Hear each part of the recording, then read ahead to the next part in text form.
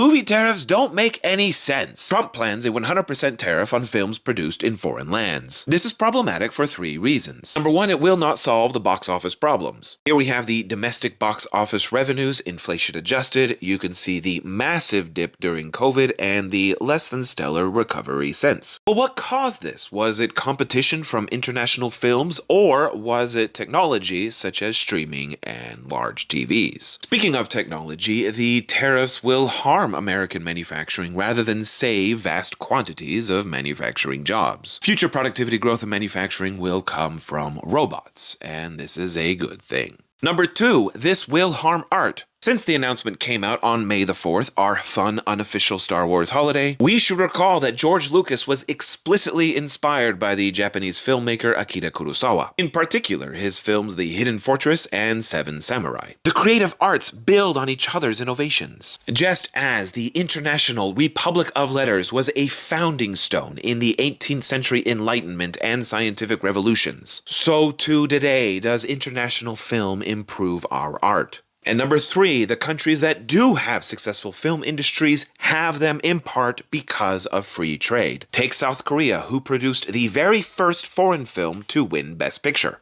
They have the #1 of all time series on Netflix. And believe it or not, the #1 video on YouTube. Yep.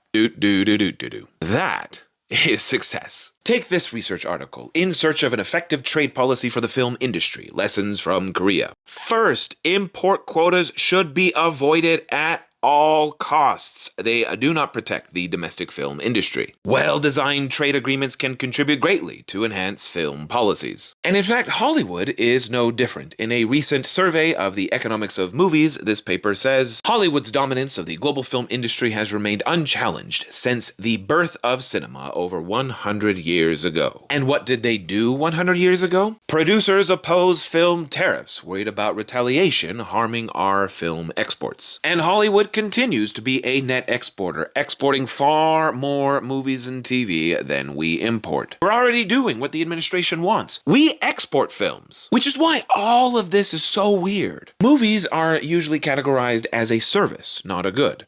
Tariffs are usually placed on goods, not services. The United States in general exports far more services than we import. Our net exports of services are very positive, plus 300 billion. More broadly, if the global trade war will now include the service industry, the United States economy will feel far more pain.